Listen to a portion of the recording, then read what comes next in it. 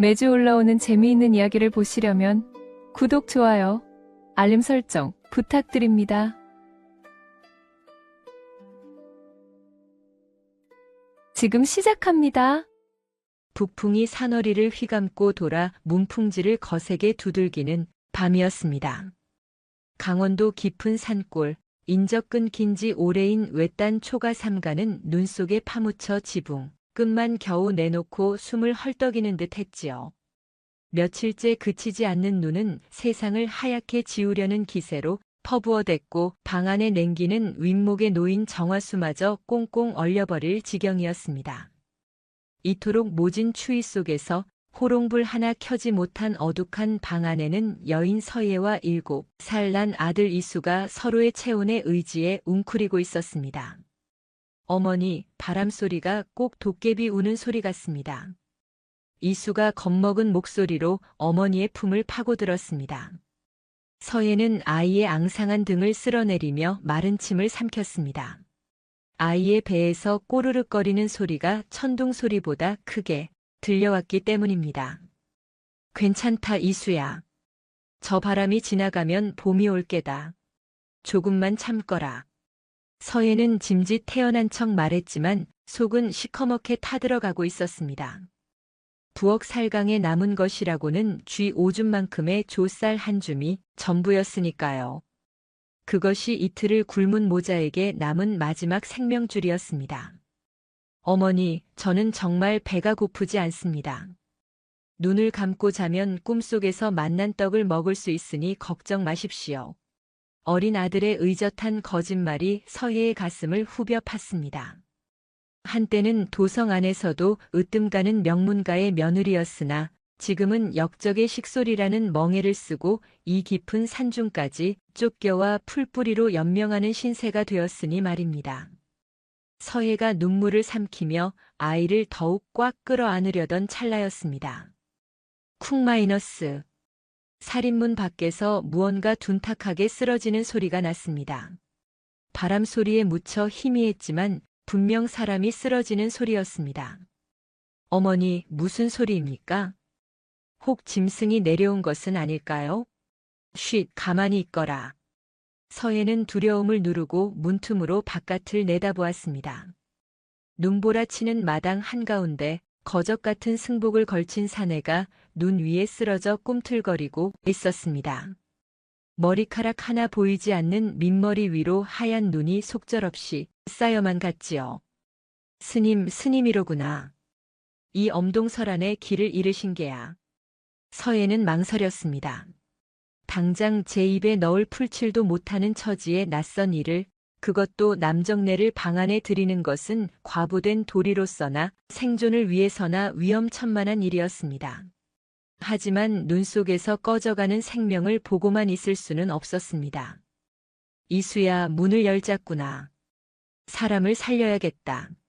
하지만 어머니, 우리 집에는 땔감도 쌀도 사람이 집 앞에 쓰러졌는데 외면하면 짐승과 다를 바 없다. 어서. 서예와 이수는 힘을 합쳐 꽁꽁 언 사내를 방 안으로 끌어들였습니다. 사내는 얼음장처럼 차가웠고 입술은 파랗게 질려 숨만 간신히 붙어 있었습니다. 서예는 급히 아궁이에 남은 삭정이들을 모조리 털어넣어 불을 지폈습니다. 그러고는 부들부들 떨리는 손으로 항아리 바닥을 긁어 남은 조쌀을 몽땅 솥에 쏟아부었습니다. 솥 안에서 보글보글 끓어오르는 미음 냄새가 방 안을 채우자 이수는 코를 벌름거리며 솥을 뚫어져라 쳐다보았습니다. 그 눈망울을 외면하며 서예는 묽게 끓인 미음을 사발에 담았습니다. 스님, 정신 좀 차려보십시오. 뜨거운 미음입니다. 서예가 사내의 상체를 일으켜 입가에 숟가락을 가져다 댔습니다. 온기가 닿자 사내는 본능적으로 입을 벌려 미음을 받아 삼켰습니다. 한 숟가락, 2숟가락, 사내는 굶주린 짐승처럼 허겁지겁 미음을 넘겼습니다. 천천히 드십시오. 체하십니다. 서예의 걱정스러운 목소리에도 사내는 멈추지 않았습니다. 이수는 어머니의 치맛자락을 꼭 쥔 채 자신의 몫이었던 밥이 낯선 스님의 목구멍으로 넘어가는 그것을 멍하니 지켜보았습니다. 눈가에 그렁그렁한 물기가 맺혔지만 아이는 보채지 않았습니다. 어머니가 하는 일이니 옳을 것이라 믿는 탓이었지요. 바닥까지 싹싹 긁어먹은 사내가 그제야 긴 숨을 내쉬며 눈을 떴습니다. 퀭한 눈이었지만 어딘지 모르게 깊은 빛이 스쳐 지나갔습니다. 아이고 이제야 살 것 같소. 부처님이 보호하사 저승 문턱까지 갔다가 돌아왔구려. 자칭 해암이라 밝힌 스님은 빈 사발을 아쉬운 듯 쩝 입맛을 다시며 쳐다보더니 염치 없게도 숟가락으로 빈 그릇을 챙챙 두드렸습니다. 이댁 인심이 참으로 후하다 들었는데 혹 남은 밥이 조금 더 없겠소? 백가죽이 등에 들러붙어 떨어질 생각을 안 합니다 그려. 그 말을 들은 이수의 눈에서 기어이 눈물 방울이 툭 떨어졌습니다. 서희의 얼굴도 난처함으로 붉게 물들었지요. 마지막 한 톨까지 털어먹인 것을 모르고 더 달라보채는 스님이 야속하기도 했으나 서혜는 차분히 고개를 저었습니다. 스님 죄송하지만 그것이 저희 모자가 가진 마지막 양식이었습니다. 더 드리고 싶으나 드릴 것이 없어 송구합니다. 서예의 말에 해암의 눈이 커졌습니다. 그는 멍하니 서예와 울고 있는 아이 그리고 텅 빈 솥을 번갈아 보았습니다. 보통의 수행자라면 당황하여 사죄를 할 터인데 이 괴짜 같은 스님은 갑자기 무릎을 탁 치며 껄껄 웃는 것이 아니겠습니까? 허허, 이것 참 소승이 큰 빚을 졌구려. 과부댁의 쌀독을 비우고 살아난 목숨이니 이 목숨값은 반드시 해야 하지 않겠소? 그의 웃음소리는 밖에서 몰아치는 눈보라 소리보다 더 크고 시원스러웠으나 서혜는 그저 어리둥절할 뿐이었습니다. 꾀죄죄한 승복 차림의 땡중이나 다름없어 보이는 이 사내가 대체 무슨 수로 목숨값을 하겠다는 것인지 알 길이 없었기 때문입니다. 하지만 서혜는 알지 못했습니다. 해암이 웃음 뒤에 감춘 날카로운 눈빛이 방 문틈으로 새어 들어오는 황소바람보다 더 매섭게 바깥에 어둠을 응시하고 있다는 것을 말입니다. 보살님 걱정 마시오. 내 비록 가진 것은 이 몸뚱이 하나뿐이나 밥값은 톡톡히 하는 놈 아니 중이랍니다. 해암은 능청스럽게 말하며 이수에게 눈을 찡긋해 보였습니다. 그 순간 멀리서 들개 짖는 소리와 함께 말발굽 소리가 눈밭을 울리며 다가오고 있었습니다. 단순한 길손이 아니라면 이 깊은 산골에 올리는 관아의 포졸들 뿐일 터였습니다. 서희의 얼굴이 사색이 되었습니다. 어머니, 관아 사람들이면 어찌합니까? 이수가 파랗게 질려 서희의 품에 얼굴을 묻었습니다. 조대감이 보낸 사람들일 것이 뻔했습니다. 그때 방금 전까지 실없는 소리를 하던 해암의 눈빛이 순식간에 바뀌었습니다. 관아라 호랑이가 제 발로 굴에 들어오는 격이로군요. 그가 나직이 읊조리는 소리는 서해조차 듣지 못할 만큼 작았으나 그 목소리는 서리빨 같은 기세가 서려 있었습니다. 이리 오너라. 안에 있는 것 다 안다. 살인문이 삐거덕거리기도 전에 고함이 먼저 방 안을 뒤흔들었습니다. 거친 발소리가 마당에 눈을 지시기는 소리가 들리더니 곧이어 낡은 방문이 덜컥거리며 비명을 질렀습니다. 서혜는 반사적으로 이수를 등 뒤로 감추며 방문 쪽으로 몸을 돌렸습니다. 그 서슬 퍼런 목소리의 주인은 다름 아닌 관아의 형방 광칠이었습니다. 조대감의 사냥개라 불리는 자로 서예의 가문이 몰락할 때 앞장서서 집안의 기물을 부수고 식솔들을 윽박지르던 바로 그 악랄한 자였지요. 어머니, 괜찮다. 내가 앞에 있으니 눈을 감고 있거라. 서예가 떨리는 목소리로 아이를 달래는 사이 문풍지가 찢어질 듯한 소리와 함께 방문이 활짝 열렸습니다. 훅 끼쳐 들어오는 찬 바람과 함께 횃불의 붉은 그림자가 좁은 방 안을 가득 채웠습니다. 문 밖에는 광칠과 포졸 두어 명이 험악한 인상을 쓴 채 서 있었습니다. 오호라 역시 여기 숨어 있었군. 대감마님께서 찾으시는데 대답도 없이 쥐새끼 마냥 웅크리고 있어? 광칠이 흑투성이 신발을 신은 채 방 안으로 발을 들이밀려 하자 서예가 정색하며 소리쳤습니다. 여기는 아녀자가 거처하는 방입니다. 신을 벗고 예우를 갖추지 못할까? 비록 입은 옷은 남루했으나 한때 대제학댁 며느리였던 기품이 서려 있는 호통이었습니다. 그 서슬에 광칠이 잠시 주춤하는 듯 했으나 이내 비열한 웃음을 흘리며 코웃음을 쳤습니다. 예우. 역적의 자식놈을 키우는 죄인 주제에 무슨 예우 타령이냐? 오늘 밤 대감마님께서 술상을 받으시는데 내가 와서 수발을 들어야겠다. 그것이 내 목숨줄을 쥐고 계신 분에 대한 도리 아니겠느냐? 수발이라니요. 나는 지아비가 있는 몸은 아니나 절개를 지키는 과부입니다.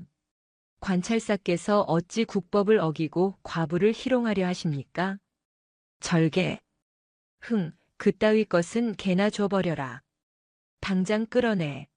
광칠의 눈짓에 포졸들이 들이닥치려는 찰나였습니다. 아랫목 구석, 어둠 속에 웅크리고 있던 누더기 차림의 사내가 기지개를 켜며 벌떡 일어났습니다. 꺽 마이너스. 천둥 같은 트림 소리가 방 안의 긴장감을 일순간에 깨뜨렸습니다. 광칠과 포졸들이 깜짝 놀라 뒤로 물러서자 해암이 배를 벅벅 긁으며 앞으로 나섰습니다. 아이고 잘 먹었다. 역시 겨울밤에는 뜨끈한 미음 한 그릇이 최고지.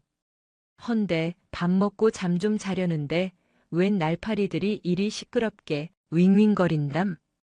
해암은 눈을 비비며 광칠의 코앞까지 다가갔습니다. 시큼한 땀 냄새와 묘한 위압감이 풍겨오자 광칠이 인상을 구기며 소리쳤습니다. 이건 또 뭐야? 웬 거짓 땡중이 여기서 튀어나와? 땡중이라니 섭섭하구려. 나는 지나가는 수행자 해암이라 하오.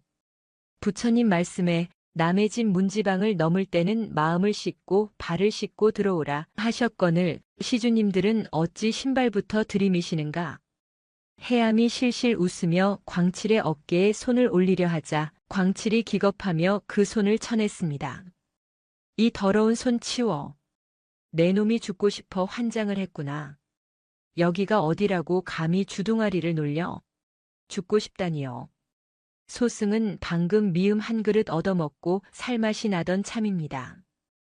헌데 날이 보아하니 관아에서 나오신 분들 같은데 홍나라의 법도는 알고 다니시는지 모르겠소? 해암의 눈빛이 순간 번뜩이는가 싶더니 다시금 멍청해 보이는 미소로 돌아왔습니다. 무엇이라? 내 놈이 지금 나를 가르치려 드느냐? 아이고 가르치다니요. 소승이 어찌 감히. 다만 소승이 한양을 떠돌 때 귀동량으로 듣기로는 국법의 과부의 집에 함부로 드나드는 사내는 곤장 100대에 처한다는 말이 있었던 것 같아서 말이오. 게다가 밤중에 아녀자를 겁박하여 술 시중을 들게 하면 파직은 물론이요 3대가 멸할 중죄라 하던데 물론 우리 자비로우신 관찰사 영감께서 그런 무식한 짓을 시키셨을 리는 없겠지요? 아마 아랫사람들이 충성심에 그만 실수를 한 것이겠지요. 암요. 해암은 너스레를 떨며 혼잣말처럼 중얼거렸지만 그 목소리는 광칠의 귀에 쏙쏙 박혔습니다. 광칠의 얼굴이 불그락푸르락해졌습니다. 무식한 땡중인 줄 알았더니 줄줄 읊어대는 법 조항이 예사롭지 않았기 때문입니다. 사실 조대감이 서예를 첩으로 들이려 하는 것은 공공연한 비밀이었으나 그것이 조정에 알려지면 곤란해질 수 있는 약점이기도 했습니다. 이 미친 중놈이 어디서 주어들은 헛소리로 관아의 일을 방해하느냐. 광칠이 해암의 멱살을 잡으려 들었으나 해암은 묘하게 몸을 비틀어 그 손길을 피했습니다. 마치 취한 듯 비틀거리는 몸짓이었으나 광칠의 손은 허공만 갈랐습니다. 어허 손대지 마시오. 소승 몸에는 벼룩이 많아 옮으면 밤새 긁느라 고생하실 텐데. 해암이 짐짓 걱정하는 척하며 뒤로 물러서자 서해가 그 틈을 타 단호하게 말했습니다. 들으셨소? 스님의 말씀이 구구절절 옳습니다. 나는 죽으면 죽었지 밤중에 낯선 사내들을 따라 나서지 않을 것입니다. 정 그리해야겠다면 내 목을 베고 시신을 가져가시오. 서예가 은장도를 꺼내 자신의 목에 겨누자 광칠은 낭패한 표정을 지었습니다. 시체나 다름없는 여자를 데려가 봐야 조대감에게 문책만 당할 것이 뻔했기 때문입니다.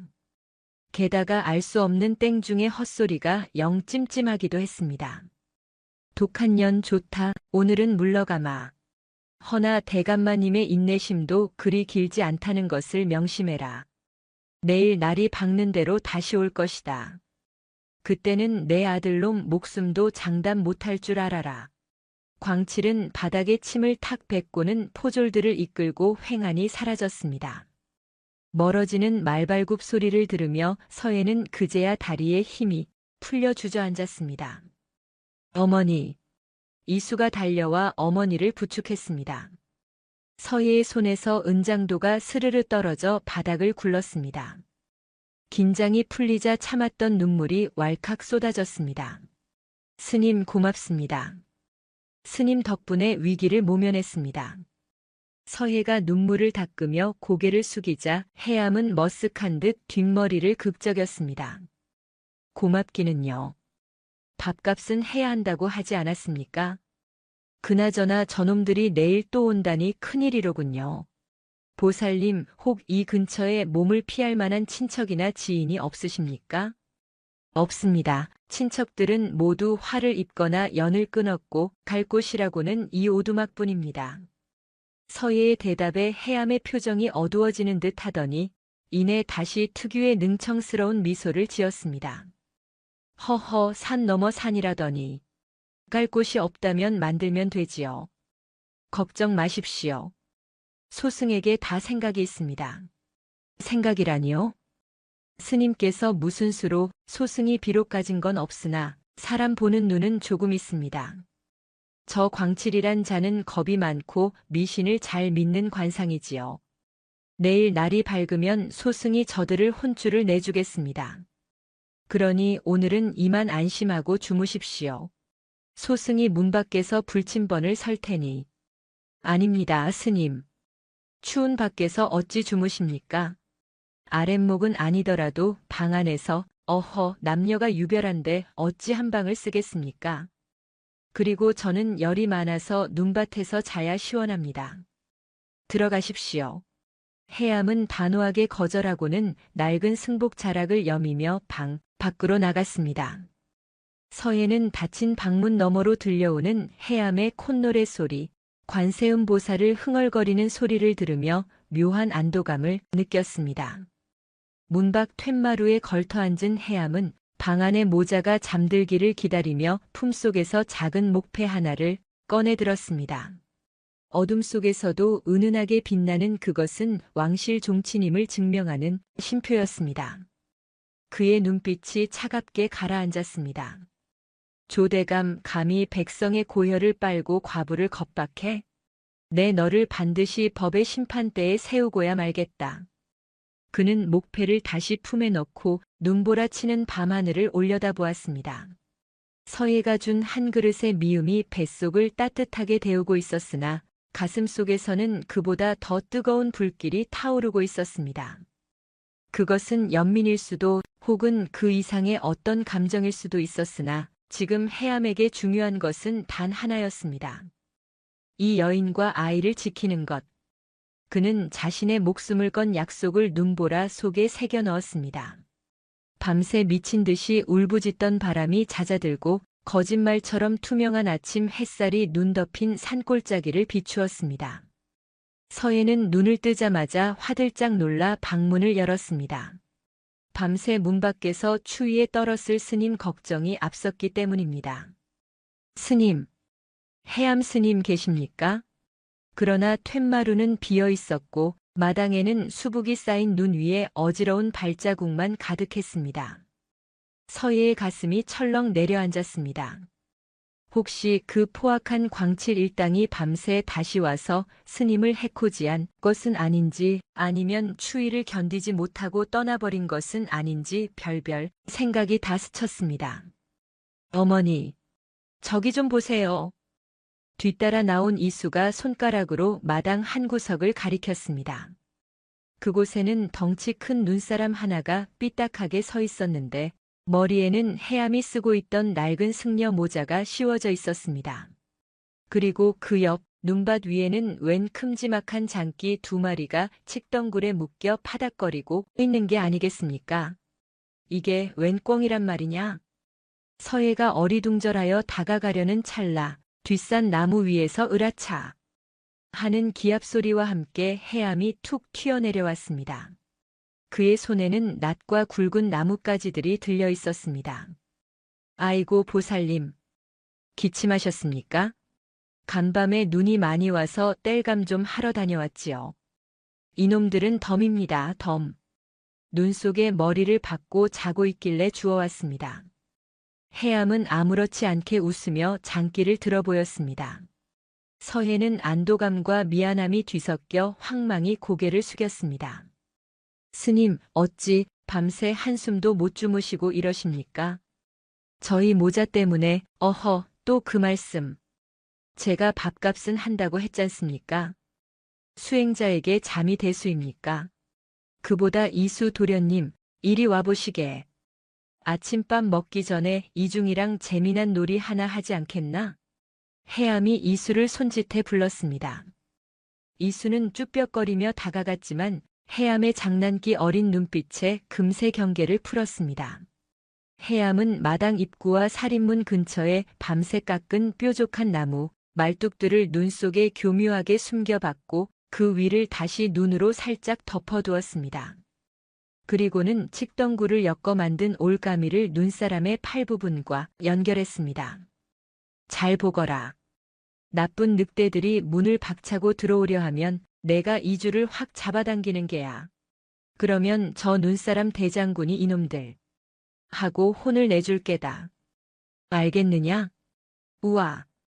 정말입니까? 눈사람이 움직입니까? 그럼 움직이고 말고. 대신 타이밍이 중요하다. 내가 신호를 줄 때까지 기다려야 한다. 이건 우리 둘만의 비밀이다. 해암은 아이의 눈높이에 맞춰 앉아 새끼손가락을 걸었습니다.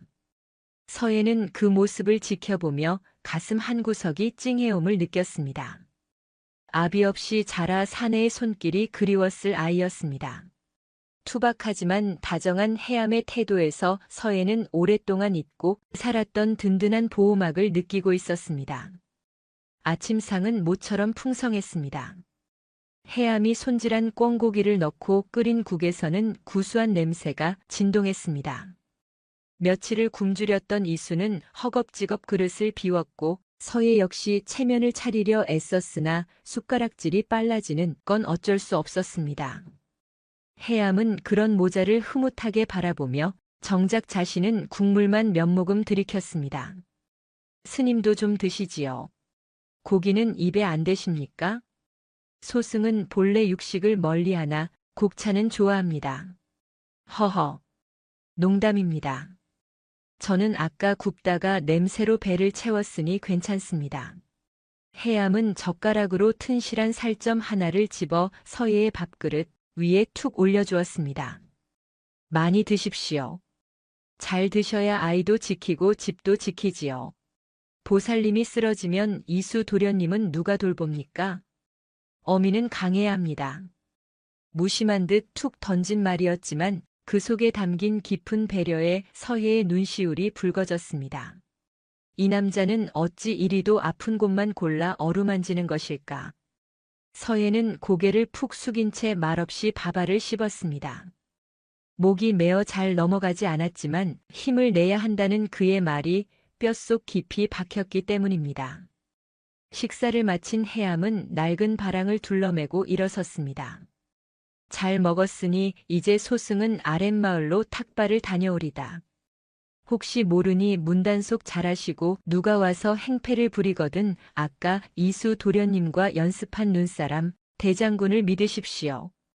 마을로 가신다고요? 위험합니다.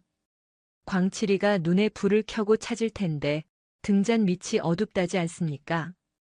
그리고 중이 밥을 빌러 다니는 게 뭐 그리 이상한 일이겠습니까?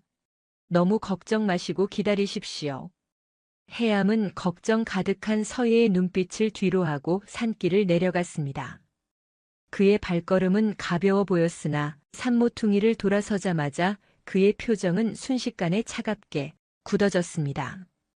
조대감, 내 놈의 죄상을 낱낱이 밝힐 증좌가 필요하다. 산 아래 장터는 아침부터 분주했습니다. 해암은 일부러 옷을 더 흐트러뜨리고 한 손에는 깨진 목탁을 든 채 장거리 한복판으로 들어섰습니다. 나무아미타불 관세음보살 밥 좀 주시오. 배고픈 중생 밥 좀 주시오. 그는 일부러 광칠이 자주 드나든다는 주막 버드나무집 앞을 서성였습니다. 때마침 주막 안에서는 관아의 포졸들이 모여 앉아 낮술을 들이키고 있었습니다. 야, 그 소문 들었어? 한양에서 암행어사가 떴다던데? 암행어사는 무슨 헛소문이겠지. 이 눈 구덩이에 누가 온다고 그래? 해암은 그들의 대화가 들리는 평상 귀퉁이에 털썩 주저앉으며 큰 소리로 혼잣말을 시작했습니다. 허허, 큰일이네 큰일이야. 어제 산신령님이 꿈에 나타나서 그러시던데. 붉은 매화가 피면 썩은 고목이 쓰러진다고. 그 말에 술을 마시던 포졸 하나가 귀를 쫑긋하며 돌아보았습니다. 뭐야? 저 땡중은 또 뭐라 짓거리는 거야? 아이고 나리들. 술맛 좋으십니까? 제가 산 너머에서 오는 길에 참 희한한 꼴을 봤지 뭡니까? 눈밭에 붉은 매화 꽃잎이 뚝뚝 떨어져 있기에 따라가 봤더니 글쎄 호랑이가 관복 입은 사람을 물고 가더라고요. 으흐흐 무서워라. 해암은 미치광이 흉내를 내며 몸을 부르르 떨었습니다. 포졸들은 재수 없다며 침을 뱉었지만 그들의 얼굴에는 찜찜한 기색이 역력했습니다. 조대감이 워낙 원한 살짓을 많이 한 터라 흉흉한 소문에는 민감할 수밖에 없었기 때문입니다. 해암은 주막을 나서면서 몰래 기둥 구석에 수치로 작은 그림 하나를 그려 넣었습니다. 눈 속에 핀 붉은 매화, 설중매의 형상이었습니다. 그리고 그 아래 작게 흘림 글씨로 한 문장을 적어두었습니다. 꽃이 피면 도둑은 떨고 향기가 퍼지면 죄인은 온다. 그것은 해암이 이끄는 비밀 사조직의 표식이자 조대감에게 보내는 첫 번째 선전포고였습니다. 일을 마친 해암은 다시 바보스러운 표정을 지으며 장터를 빠져나왔습니다. 그러나 그의 품속에는 방금 장터 거지들을 통해 은밀히 건네받은 조대감의 비자금 장부가 숨겨진 장소를 암시하는 쪽지가 들어있었습니다. 이제 시작이군. 해암이 산 쪽을 바라보며 나직이 중얼거렸습니다. 서예와 이수가 기다리는 그곳으로 돌아가는 발걸음이 빨라졌습니다. 하지만 그가 집으로 돌아갔을 때 예상치 못한 불청객이 먼저 와 기다리고 있을 줄은 꿈에도 모르고 있었습니다. 해암이 산비탈을 내려와 집 어귀에 다다랐을 때 가장 먼저 눈에 들어온 것은 처참하게 부서진 눈사람 대장군이었습니다. 아침에 이수와 함께 낄낄거리며 만들었던 눈사람은 누군가의 발길질에 목이 댕강 잘려 나뒹굴고 있었고 야심차게 설치했던 올가미 함정도 갈갈이 찢겨 눈밭에 처박혀 있었습니다. 이런 해암의 미간이 좁혀졌습니다. 마당 한가운데에는 좁은 산길을 뚫고 올라온 것이 용하다 싶은 검은색 덮개를 씌운 화려한 가마 한 채가 떡하니 버티고 있었습니다. 가마 옆에는 호위무사들이 서슬퍼런 칼을 차고 장승처럼 서 있었습니다. 단순한 관아의 나졸들이 아니었습니다. 그들은 사병, 그것도 훈련된 검객들의 기세를 풍기고 있었습니다. 조대감 제발로 행차하셨군. 해암은 바랑을 고쳐 메고 일부러 발을 질질 끌며 마당으로 들어섰습니다. 아이고 이게 웬 날벼락이냐. 우리 대장군님이 목이 달아났네. 어느 천하의 잡놈들이 헉. 해암이 호들갑을 떨며 소리치자 호위무사 중 하나가 칼자루에 손을 대며 그를 막아섰습니다. 해암은 짐짓 놀라 자빠지는 신용을 하며 방 쪽을 곁눈질했습니다. 방문은 활짝 열려 있었고 그 안에는 낯선 그러나 해암에게는 뼈에 사무치도록 익숙한 사내의 뒷모습이 보였습니다. 비단 옷을 입고 갓끈을 길게 늘어뜨린 사내 조대감이었습니다. 방 안의 공기는 얼음장보다 차가웠습니다. 서해는 이수를 품에 꼭 안은 채 방구석으로 물러나 있었고 조대감은 마치 제 집 안방인 양 윗목을 차지하고 앉아 서해를 훑어보고 있었습니다. 자색이 여전하구나. 산골의 거친 바람도 너의 고운 피부는 상하게 하지 못한 모양이다. 조대감의 목소리는 나직하고 부드러웠으나 그 안에는 끈적한 욕망과 오만함이 독사처럼 따리를 틀고 있었습니다. 서해는 치밀어 오르는 모멸감에 입술을 깨물었습니다. 물러가십시오. 남의 안방에 신발을 신고 들어오는 법도가 어디 있습니까?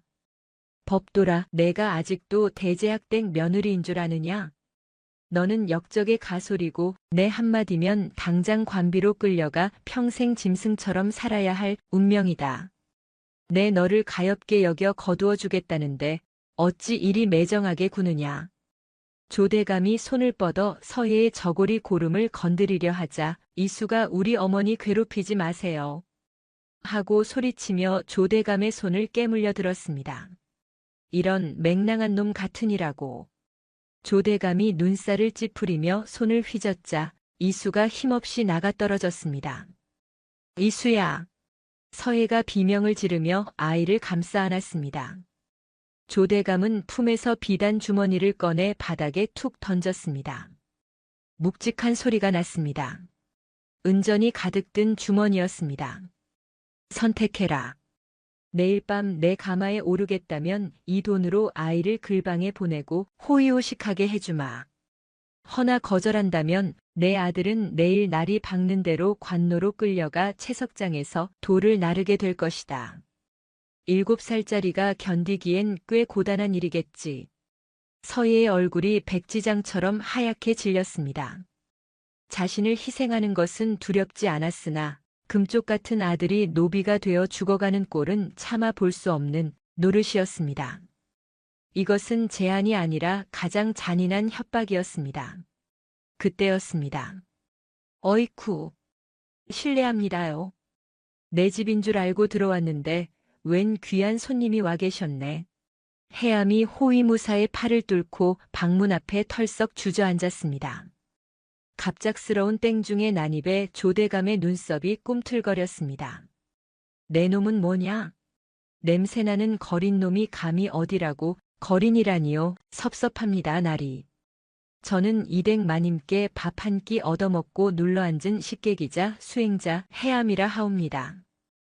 헌데 나리께서는 관상이 참 묘하십니다 그려. 이마에는 벼슬 운이 가득한데 눈 밑에는 검은 그림자가 져서 밤잠을 설치시겠소. 혹 도둑놈 잡는 꿈을 꾸지는 않으십니까? 해암이 실실 웃으며 뼈있는 말을 던지자 조대감의 눈빛이 날카로워졌습니다. 이 미친 중놈이. 조대감이 말을 잇지 못하고 내가 바로 어제 광칠이를 쫓아냈다는 그놈이냐? 꼴을 보니 광칠이가 헛것을 본 모양이구나. 조대감은 해암을 벌레 보듯 훑어보더니 차갑게 비소를 흘리며 서해를 향해 고개를 돌렸습니다. 서해야, 내가 정령 타락했구나. 지조를 지킨다더니 이런 근본 없는 중놈을 방에 들이고 살림을 차린 게냐? 내 시부모가 지하에서 통곡을 하겠구나. 그 말은 서해의 가슴을 비수처럼 찔렀습니다. 해암과의 관계를 오해받는 것보다 자신의 처지가 해암에게까지 화를 미칠까 두려웠습니다. 조대감의 성정으로 보아 자신과 엮인 사내는 쥐도 새도 모르게 죽임을 당할 것이 뻔했기 때문입니다. 서해는 결심한 듯 눈물을 머금고 독한 표정을 지었습니다. 대감 말이 맞습니다. 저 스님은 그저 밥만 축내는 귀찮은 식객일 뿐입니다. 아무 관계도 아닙니다. 서해는 해암을 돌아보며 싸늘하게 소리쳤습니다. 스님. 서해는 간절함에 말을 멈추고 이제 그만 가주십시오. 밥값은 하신다더니 어찌 이리 소란만 피우십니까? 더는 스님이 필요 없으니 제발 내 눈앞에서 사라져 주십시오. 꼴도 보기 싫습니다. 그녀의 목소리는 파르르 떨리고 있었습니다. 그것은 축객령이 아니라 제발 도망쳐서 살아남으라는 절규였습니다. 해암이 그 속뜻을 모를 리 없었습니다. 그러나 그는 물러나는 대신 오히려 방 안으로 성큼성큼 들어와 이수 앞을 가로막고 앉았습니다. 허허, 보살님도 참 매정하시긴. 밥 먹여줄 땐 언제고 이제 와서 가라니요. 저는 갈 곳이 없습니다. 그리고 해암은 바보 같은 웃음을 거두고 잠시 진지한 눈빛으로 서예를 응시했습니다. 소승이 약속하지 않았습니까? 밥값은 한다고. 지금 나가면 밥값을 떼먹고 도망치는 꼴이니 부처님이 노하십니다. 이 미친놈이 죽고 싶어 환장을 했구나. 조대감이 참다 못해 손짓하자 밖에서 대기하던 호위무사들이 칼을 뽑아들고 방 안으로 난입하려 했습니다. 서예가 비명을 지르며 이수의 눈을 가렸습니다. 절체절명의 순간 해암이 품속에서 낡은 염주 하나를 꺼내 조대감의 면전에 들이밀었습니다. 나리, 살생은 금물입니다.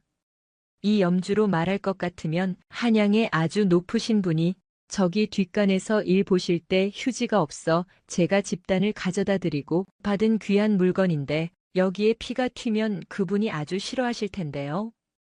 뚱딴지 같은 소리에 무사들이 멈칫했습니다. 조대감은 기가 차다는 듯 헛웃음을 터뜨렸습니다. 미치광이놈, 내 손에 피를 묻힐 가치도 없구나. 여봐라, 저놈을 당장 멍석마리하여 골짜기 아래로 던져버려라. 그리고 서해, 너는 잘 생각하거라. 내일 밤이다. 내 발로 내 가마에 오르지 않으면 저 죽놈처럼 내 아들도 눈 속에 파묻히게 될 것이다. 조대감은 옷자락을 펄럭이며 자리에서 일어났습니다. 해암은 무사들에게 양팔이 붙들려 질질 끌려나가면서도 끝까지 고개를 돌려 서해를 바라보았습니다. 그의 눈빛은 흔들리는 서해의 눈동자를 붙잡으며 소리 없는 말을 건네고 있었습니다. 두려워 마시오. 내가 있습니다. 반드시 돌아옵니다. 서해는 무사들에게 끌려나가 눈밭에 내동댕이 쳐지는 해암을 보며 입을 틀어막고 오열했습니다. 자신을 지키려다 매를 맞는 사내, 그리고 내일이면 노비로 팔려갈지 모르는 어린 아들. 족쇄는 더욱 단단히 그녀의 발목을 조여오고 있었습니다. 조대감의 가마가 떠난 뒤 마당에는 정적만이 감돌았습니다. 멍석에 말린 채 끙끙거리는 해암의 신음소리만이 눈보라 속에 희미하게 울려 퍼졌습니다. 그러나 멍석 안 해암의 손은 몰래 주워든 조대감의 흘린 놀이개 장식 하나를 꽉 쥐고 있었습니다. 그것은 조대감이 영모 세력과 내통하고 있음을 입증할 결정적인 단서, 북인들의 비밀 표식이 새겨진 물건이었습니다. 아이고 허리야, 뼈가 삭겠네. 해암은 엄살을 부리며 꿈틀거렸지만 그의 입꼬리는 서늘하게 올라가 있었습니다. 조대감, 내 놈이 제 발로 무덤을 팠구나. 내일 밤 그 가마에 타는 것은 서해가 아니라 내 놈의 파멸이 될 것이다. 조대감의 가마가 산모퉁이를 돌아 완전히 사라지자 서해는 비로소 참았던 숨을 토해내며 마당으로 뛰쳐나갔습니다. 눈밭 위에는 해암이 둘둘 말린 멍석 거적대기가 덩그러니 놓여 있었습니다. 조금 전까지 들리던 신음소리마저 뚝 끊긴 채 거적은 미동도 하지 않았습니다. 스님, 해암 스님. 서해는 꽁꽁 언 손으로 거친 새끼줄을 미친 듯이 풀었습니다. 손톱이 뒤집히고 살같이 까져 피가 맺혔지만 아픔 따위는 느껴지지 않았습니다. 오로지 자신 때문에 이 죄 없는 사람이 죽었을지도 모른다는 공포가 그녀를 집어삼키고 있었지요. 제발, 제발 눈을 뜨십시오. 이리 허망하게 가시면 안 됩니다. 마지막 매듭이 풀리고 거적이 스르르 펼쳐졌습니다. 그 안에는 해암이 태아처럼 웅크린 채 눈을 감고 있었습니다. 얼굴 곳곳이 시퍼렇게 멍들었고 입가에는 핏자국이 선명했습니다. 서해가 떨리는 손으로 그의 코 밑에 손가락을 대려는 순간 해암의 눈이 번쩍 뜨였습니다. 으악! 보살님 깜짝이야. 약! 서해가 놀라 뒤로 넘어지자 해암이 끙끙거리며 몸을 일으켰습니다. 아이고 허리야 다리야. 저놈들이 멍석마리를 어찌나 찰지게 하는지 온몸에 뼈가 맞춰지는 기분입니다. 그려. 뼈다귀 해장국이 될 뻔했습니다.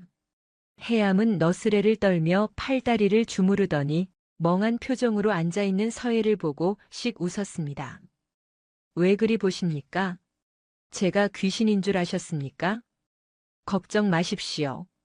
소승은 어릴 적부터 맷집 하나는 타고나서 곰에게 밟혀도 살아날 놈 아니 중입니다. 서해는 그제야 긴장이 풀리며 다리에 힘이 빠졌으나 곧이어 솟구치는 원망과 안도감에 해암의 가슴을 주먹으로 퍽 내리쳤습니다. 야속합니다. 정말 죽은 줄 알았습니다. 어찌 그리 무모하십니까? 그냥 가라고 할 때 가시지 왜 매를 사서 맞고 이 꼴이 되십니까? 서해의 주먹질은 매섭지 않았습니다. 오히려 옷자락을 붙잡고 흐느끼는 통곡에 가까웠지요. 해암은 장난기를 거두고 조심스럽게 손을 뻗어 서해의 떨리는 어깨를 감싸주었습니다. 따뜻하고 단단한 손길이었습니다. 보살님, 울지 마십시오. 제가 말씀드리지 않았습니까? 밥값은 하겠다고. 그리고 보살님이 저 늑대 소굴로 끌려가는 걸 보고만 있다면 제가 어찌 사내라 아니 수행자라 하겠습니까? 서해는 고개를 들어 해암을 바라보았습니다. 퉁퉁 부은 눈가와 터진 입술, 꾀죄죄한 승복 차림이었지만 그 순간 해암의 눈빛만은 세상 그 어떤 장군보다 듬직하고 깊어 보였습니다. 하지만 서해는 고개를 가로저으며 그의 손을 밀어냈습니다. 아닙니다. 스님의 뜻은 고마우나 더는 폐를 끼칠 수 없습니다. 내일 밤 저는 가마에 오를 것입니다. 뭐라 하셨습니까? 그게 무슨... 이수를 살려야 합니다. 제 한 몸 더러워지는 것은 견딜 수 있습니다. 허나 아이가 노비가 되어 돌을 나르다 죽게 할 수는 없습니다. 어미로서 선택의 여지가 없습니다. 서해의 목소리는 체념으로 건조하게 갈라져 있었습니다. 그녀는 이미 마음을 굳힌 듯 했습니다. 해암이 답답하다는 듯 가슴을 치며 소리쳤습니다. 어리석은 말씀. 늑대에게 고기를 한 점 던져준다고 늑대가 물러갑니까? 다 먹어치우고 뼈까지 씹어 먹으려 들 겁니다. 조대감은 보살님을 취하고 나면 훗날 화근을 없애기 위해 이수 도련님을 반드시 해야 할 것입니다. 그것이 놈들의 방식입니다. 그럼 어찌합니까? 당장 내일 날이 밝으면 들이닥칠 텐데 우리 같은 힘없는 백성이 무슨 수로 관찰사를 당해냅니까? 하늘이 무심하여 우리를 버리셨는데. 서해가 절규하듯 소리치자 해암은 품속에서 아까 훔쳐낸 놀이개를 꺼내 그녀의 눈앞에 흔들었습니다. 하늘은 우리를 버리지 않았습니다. 보십시오. 제가 매를 맞으며 그자의 품에서 슬쩍 해온 것입니다. 그것이 무엇입니까? 그저 값비싼 놀이개 아닙니까? 아닙니다. 자세히 보십시오. 이 거북이 장식 뒷면에 새겨진 문양을. 해암이 놀이개를 뒤집어 보여주자 그곳에는 아주 작게 북이라는 글자와 함께 칼 두 자루가 교차된 문양이 새겨져 있었습니다. 서해는 그것이 무엇을 뜻하는지 몰라 의아한 표정을 지었습니다. 이것은 단순한 장신구가 아니라 영모를 꾀하는 자들이 서로를 확인하는 비밀 표식입니다. 조대감은 관찰사라는 직위를 이용해 나라를 뒤엎으려는 세력과 내통하고 자금을 대고 있었던 겁니다. 이것 하나면 그자의 목을 치고도 남습니다. 서해의 눈이 휘둥그레졌습니다. 땡중인 줄만 알았던 해암의 입에서 나오는 말들은 너무나 엄청난 것들이었습니다. 스님은 대체 누구십니까? 어찌 그런 것을 아십니까? 해암은 잠시 침묵했습니다. 이제는 그녀에게 조금의 믿음을 주어야 할 때였습니다. 그는 해암이라는 가명을 쓴 파괴승의 가면을 살짝 벗고 이겸이라는 본래의 목소리로 나직하게 말했습니다. 저는 그저 지나가는 중이 아닙니다. 억울한 이들의 눈물을 닦아주고 썩은 가지를 쳐내기 위해 온 사람입니다. 그러니 저를 믿으십시오. 내일 밤 보살님은 가마에 오르지 않으셔도 됩니다. 아니, 오르시되 그 가마는 조대감의 안방이 아니라 심판의 장으로 향하게 될 것입니다. 심판이라니요? 저를 믿고 딱 한 번만 연극을 해주시면 됩니다. 내일 날이 밝으면 조대감에게 사람을 보내십시오. 순순히 가마에 오르겠으니 대신 마을 잔치를 열어 내 아들의 앞길을 축복해달라고 하십시오. 무사람들이 보는 앞에서 그를 안심시키고 가장 방심했을 때 덜미를 잡을 것입니다. 서예는 혼란스러웠습니다. 이 남자의 말을 믿어도 될까? 자칫 잘못하면 자신과 아들뿐만 아니라 이 남자까지 목숨을 잃을 수 있는 도박이었습니다. 하지만 해암의 눈동자는 흔들림 없이 확신에 차 있었고 그 안에 담긴 뜨거운 진심이 서예의 얼어붙은 마음을 녹이고 있었습니다. 스님. 서예는 혼란스러움에 말을 멈추고 아니, 당신을 믿어도 되겠습니까? 우리 이수를 지켜주시겠습니까? 제 목숨을 걸고 약속합니다. 이수 도련님의 머리카락 하나 다치지 않게 할 것입니다. 그리고 보살님께서 흘리신 눈물, 피눈물이 되어 저들에게 돌아가게 할 것입니다. 해암이 굳은 살 박인 손으로 서예의 손을 꼭 잡았습니다. 남녀의 유별함을 따질 겨를도 없었습니다. 두 사람의 손을 통해 전해지는 온기는 두려움을 용기로 바꾸고 있었습니다. 알겠습니다. 따르겠습니다. 당신을 믿겠습니다. 서예의 대답을 들은 해암은 비로소 안도의 미소를 지었습니다. 그는 자리에서 일어나 옷에 묻은 눈을 털어내며 다시 익살스러운 해암 스님의 말투로 돌아왔습니다. 자, 그럼 작전 개시입니다. 일단 밥부터 먹읍시다. 매를 맞았더니 배가 꺼져서 힘을 못 쓰겠네. 분위기를 풀어보려는 그의 노력에 서예도 옅은 미소를 지었습니다. 잠시 후 해암은 땔감을 구한다는 핑계로 다시 뒷산으로 올랐습니다. 인적이 드문 산중턱 바위 위에 올라선 그는 품속에서 작은 화살 하나를 꺼냈습니다. 화살 촉에는 붉은 매화가 그려진 작은 깃발이 달려 있었습니다. 설중매가 피었다. 폭풍을 준비하라.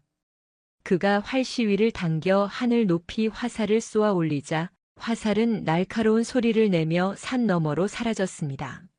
얼마 지나지 않아 멀리 맞은편 산봉우리에서 하얀 연기가 피어올랐습니다. 해암의 명령을 접수한 비밀 어사의 군사들이 움직이기 시작했다는 신호였습니다. 산 아래를 내려다보는 해암의 눈빛은 더는 자비로운 승려의 것이 아니었습니다. 그는 사냥감을 노리는 맹수처럼 저 멀리 보이는 관아의 기와 지붕을 싸늘하게 응시했습니다. 기다려라. 내일 밤 너희들이 뱉은 밥알 하나까지 모조리 토해내게 해주마. 차가운 겨울바람 속에 뜨거운 복수의 서막이 오르고 있었습니다. 약속된 밤이 찾아왔습니다. 조대감의 저택인 관아 안채는 대낮처럼 환하게 밝혀진 청사초롱, 불빛으로 불야성을 이루고 있었습니다. 마당에는 소를 잡고 술독을 열어 흥청망청 잔치가 벌어졌고 아첨꾼들과 지방 토호들이 몰려와 조대감의 권세를 찬양하는 소리가 담장을 넘어갔습니다. 그 소란스러움 속에서 서예는 하얀 소복 같은 옷을 입고 가마에서 내렸습니다. 화려한 비단옷 대신 정갈한 흰옷을 택한 것은 이것이 새 출발이 아닌 결연한 싸움터로 향하는 길임을 스스로 다짐하기 위함이었습니다. 호, 드디어 오셨군. 기다리다 목이 빠지는 줄 알았다. 상석에 비스듬히 앉아 술잔을 기울이던 조대감이 서예를 보자마자 벌떡 일어나 맞이했습니다. 그의 얼굴은 승리감에 도취하여 붉게 달아올라 있었지요. 서예는 떨리는 손을 옷자락 속에 감추고 해암이 일러준 대로 고개를 조아렸습니다. 대감마님 약조를 지키러 왔습니다.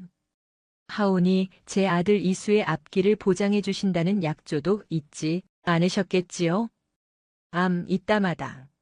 내일 날이 밝으면 그 녀석을 한양의 유명한 서당으로 보낼 추천서를 써주마.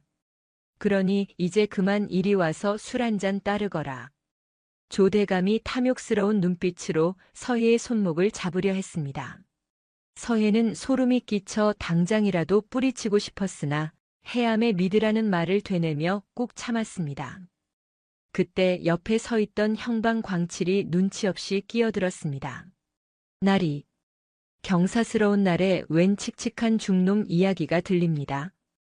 아까 낮에 멍석말이 당해 쫓겨난 그 땡중놈이 아직도 마을 어귀를 어슬렁거린다지 뭡니까? 아주 끈질긴 놈입니다. 뭐시라? 그 거렁뱅이 놈이 아직도 살아있어? 당장 잡아다가 다리를 분질러 놓지 않고 뭐 했느냐? 조대감이 술잔을 탁 내려놓으며 소리쳤습니다. 서예의 가슴이 철렁 내려앉았습니다. 해암이 아직 피하지 않고 근처에 있다는 사실이 안도감을 주면서도 동시에 불안했기 때문입니다. 걱정 마십시오. 포졸들을 풀어 쥐잡듯이 뒤지고 있으니 곧 끌려올 겁니다. 오늘은 대감마님과 세마님의 합방날인데 피를 보면 재수가 없지 않습니까? 흐흐. 광칠의 비열한 웃음소리에 조대감도 다시 기분이 풀린 듯 너털 웃음을 터뜨렸습니다. 그래, 내 말이 맞다. 오늘은 길일이지. 자, 어서 술을 따르라니까. 조대감이 재촉하자 서해는 주전자를 들어 잔을 채웠습니다. 술이 넘쳐 탁자 위로 흐를 때까지 그녀의 시선은 불안하게 문 쪽을 향하고 있었습니다. 스님. 서해는 속으로 간절히 빌었고 이제 한계입니다. 술잔을 비운 조대감이 거친 숨을 몰아쉬며 서해의 어깨를 감싸 안으려던 찰나였습니다. 잠깐. 술맛이 영 밍밍하구려. 이 좋은 날에 흥을 돋울 광대 하나쯤은 있어야 하지 않겠소? 문 밖에서 들려온 쩌렁쩌렁한 목소리에 좌중의 시선이 일제히 쏠렸습니다. 누군가 제지를 뚫고 연회장 안으로 성큼성큼 들어오고 있었지요. 화려한 광대 가면을 쓰고 손에는 큼지막한 부채를 든 사내였습니다. 내 놈은 뭐냐? 감히 여기가 어디라고? 광칠이 칼을 뽑아들며 앞을 막아서자 광대 가면을 쓴 사내는 덩실덩실 춤을 추며 광칠의 칼을 부채로 가볍게 쳐냈습니다. 그 몸놀림이 어찌나 날렵하고 유려한지 마치 나비가 춤을 추는 듯 했습니다. 나느냐 지나가는 풍각쟁이 밤 냄새 술 냄새 맡고 왔소. 대감마님 새 장가드신다기에 축하하러 왔는데 문전박대가 웬 말이오. 가면 속에서 흘러나오는 목소리는 익살스러웠으나 서해는 단번에 알아차릴 수 있었습니다. 그토록 기다리던 그 목소리, 해암이었습니다. 서해의 눈이 커졌습니다. 저 미친놈을 당장 끌어내라. 조대감의 고함에 호위무사들이 우르르 달려들었습니다. 그러나 광대는 당황하는 기색 없이 오히려 껄껄 웃으며 품속에서 무언가를 꺼내 허공에 흩뿌렸습니다. 경사스러운 날에 꽃비가 빠질 수 있나. 에헤라디야. 후두둑 떨어진 것은 붉은 종이로 만든 매화 꽃잎들이었습니다. 수백 장의 붉은 꽃잎이 연회장 바닥을 뒤덮자 사람들은 어리둥절하여 웅성거렸습니다.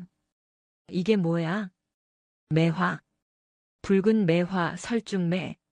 그 순간 설중매라는 단어에 조대감의 얼굴이 사색이 되었습니다.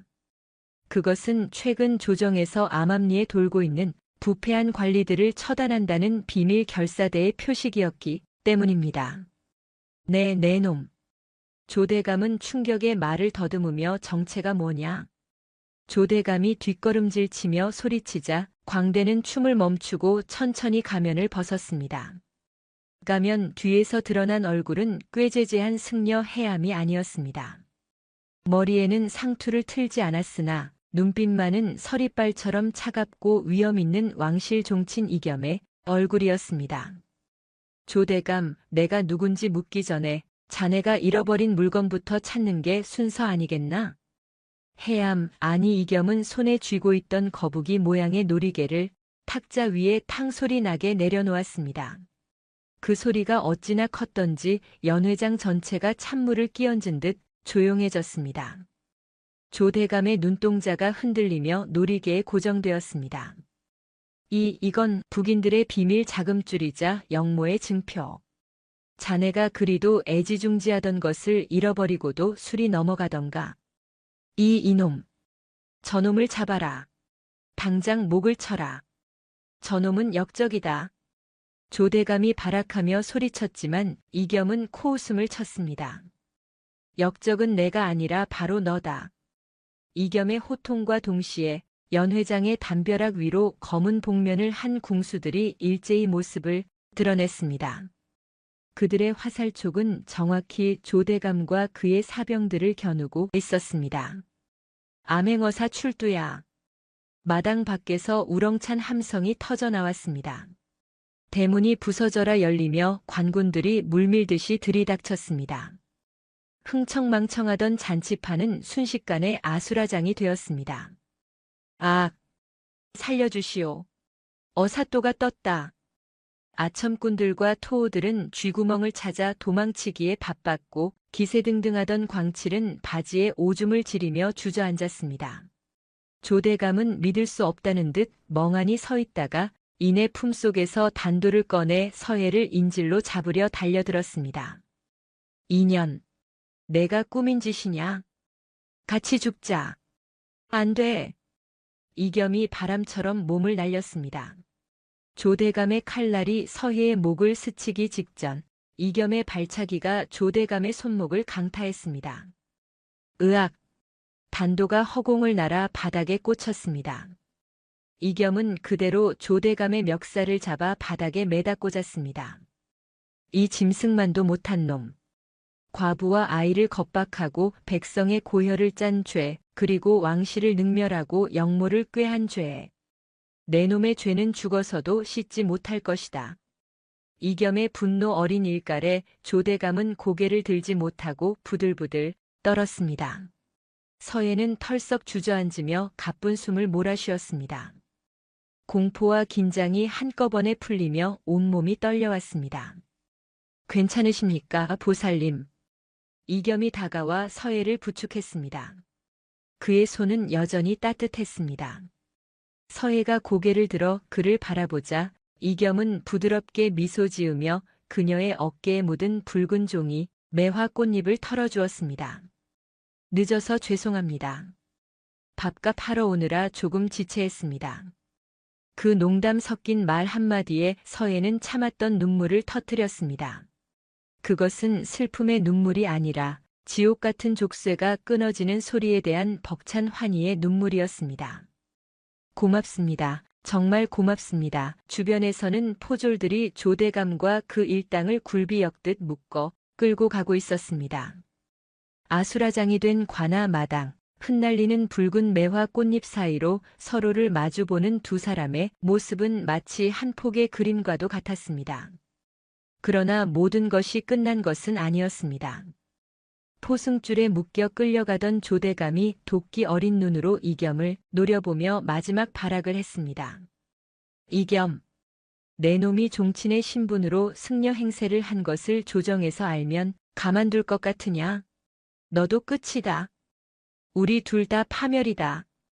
그 말에 이겸의 표정이 잠시 굳어졌습니다. 신분을 속이고 암행을 한 것은 사실이었고 이는 정치적으로 큰 약점이 될 수 있었습니다. 하지만 이겸은 태연하게 웃으며 대꾸했습니다. 걱정 마시게. 나는 벼슬보다 이댁마님 빚 갚는 게 더 급한 사람이라서 말이야. 그의 당당한 태도에 조대감은 분을 이기지 못하고 거품을 물며 끌려갔습니다. 이겸은 서해를 향해 다시 고개를 돌렸습니다. 이제 남은 것은 두 사람의 이야기였습니다. 폭풍 같았던 그날 밤이 지나고 거짓말처럼 평온한 아침이 밝았습니다. 조대감의 비리가 만천하에 드러나고 영모의 전말이 밝혀지자 조정은 발칵 뒤집혔습니다. 이겸은 왕실의 종친으로서 그 모든 사태를 수습하기 위해 한양으로 떠나야만 했습니다. 이별의 순간은 짧고도 담백했습니다. 눈 쌓인 고갯마루, 해암이 아닌 본래의 모습으로 갓을 쓰고 도포를 입은 이겸이 서해를 마주보았습니다. 가셔야 합니까? 가야 합니다. 가서 뿌리 뽑지 못한 잡풀들을 마저 베어내고 부인 가문의 억울한 누명을 완전히 벗겨내야지요. 그것이 제가 밥값을 마무리하는 길입니다. 이겸의 목소리에는 아쉬움이 짙게 묻어났습니다. 서해는 말없이 고개를 끄덕였습니다. 마음 같아서는 옷자락이라도 붙잡고 싶었으나 그는 큰일을 해야 할 사람이었고 자신은 아직 세상의 눈총을 받는 과부일 뿐이었습니다.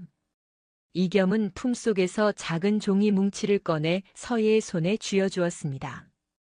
펴보니 붉은 매화가 그려진 종이와 그가 해암 시절 쓰고 다니던 낡은 염주였습니다. 이 염주가 부인의 아들을 지켜줄 것입니다.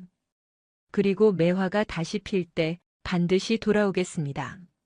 그때는 중도, 어사도 아닌 그저 한 사내로서 밥 한 끼 청하러 오리다. 기다리겠습니다.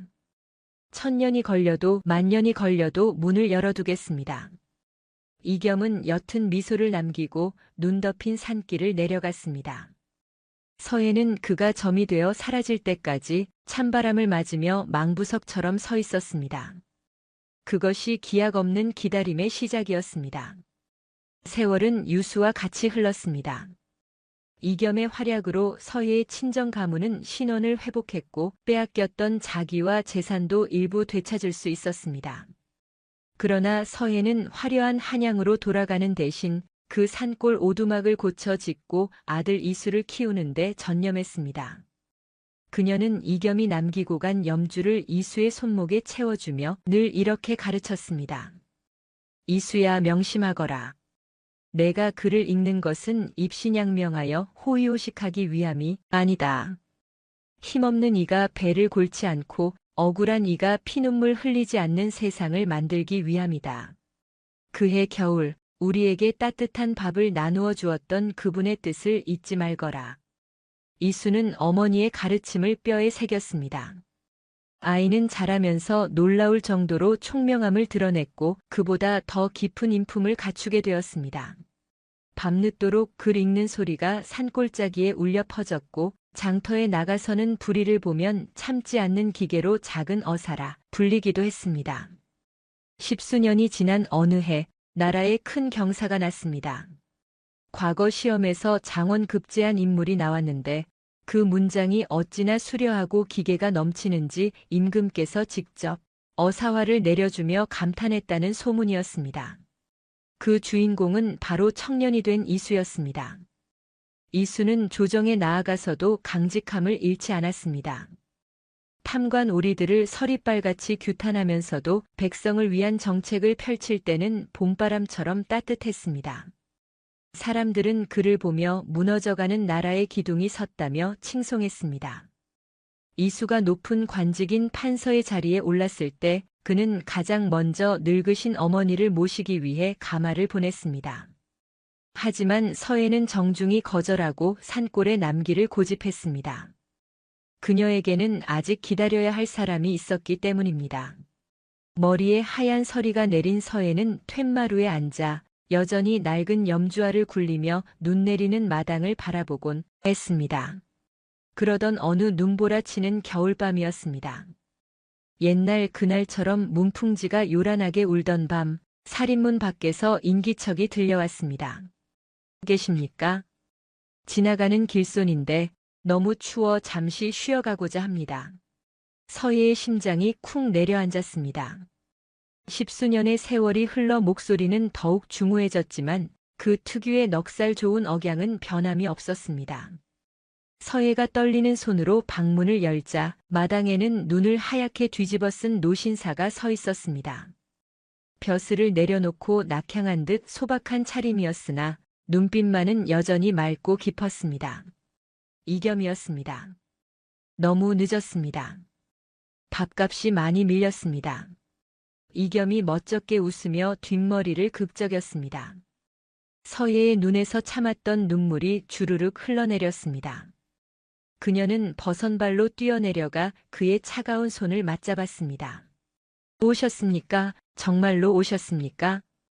매화가 피면 온다 하지 않았소. 밖을 보시오. 이겸이 손가락으로 마당 한 구석을 가리켰습니다.